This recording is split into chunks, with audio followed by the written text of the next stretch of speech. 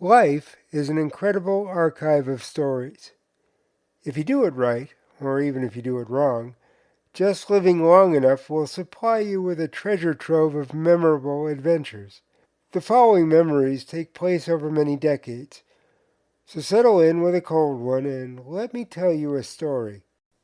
I've always believed that every choice you make, no matter how small, sets up your life for every choice that follows. Listening to this podcast means you're not doing something else. The choice to listen to a podcast may seem unimportant, but you never know where even the most mundane choices will lead. That's what happened on a rainy night when I was returning home from eating dinner. I was sitting at a stoplight on Riverside Drive in Los Angeles, thinking about a fast approaching writing deadline and staring straight ahead. For some inexplicable reason, I turned my head to the right and noticed a young, curly haired girl sitting all alone on a bus bench. She was waiting for a bus that I knew wasn't going to come. Just then the light changed, and I couldn't move over to tell her that she was waiting for no reason.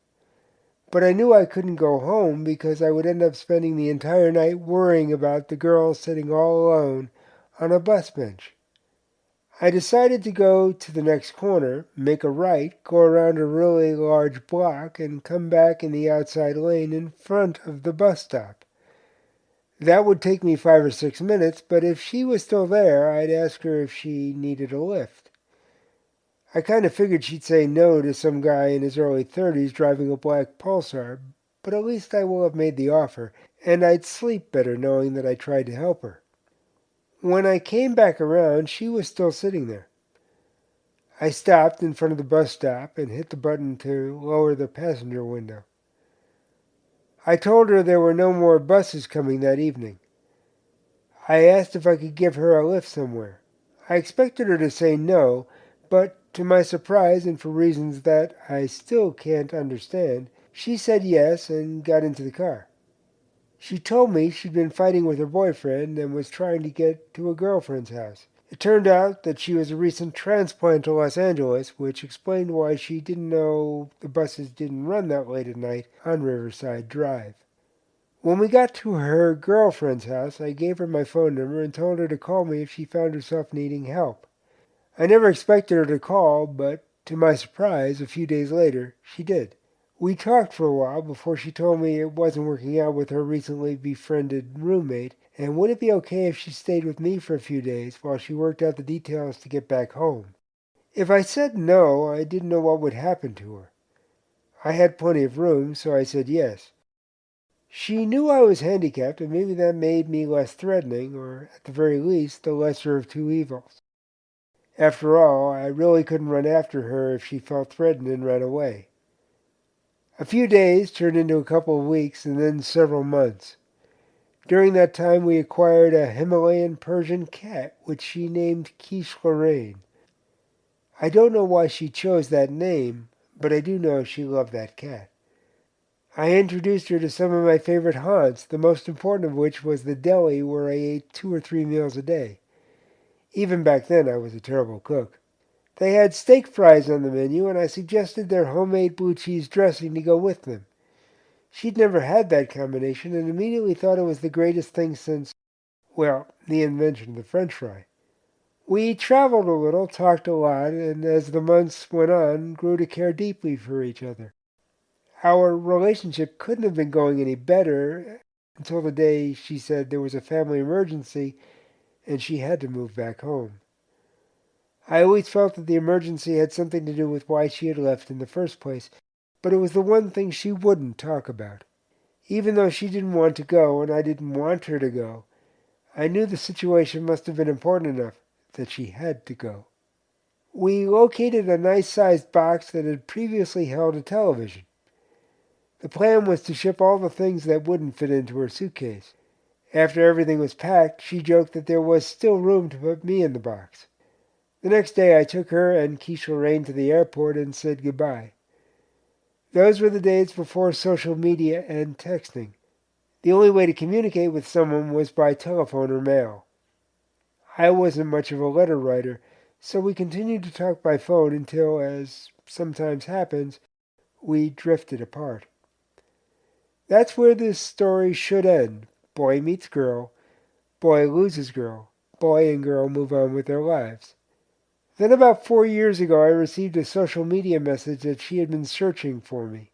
She was excited to have finally found me and said she had thought about me often over the years.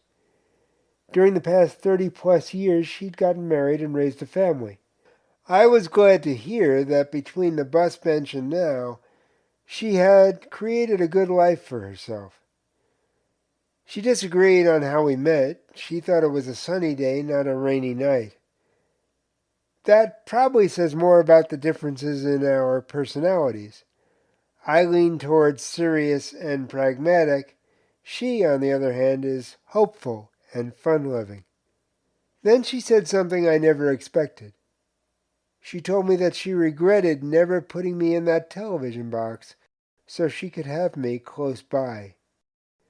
She also told me that the time we spent together were some of the best memories of her life, and she thanked me for helping her find her way. She called me by the nickname she had given me so many years ago, Marcus Welby.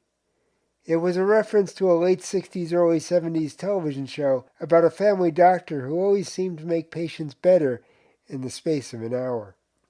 We have continued to communicate through Facebook and Facebook Messenger.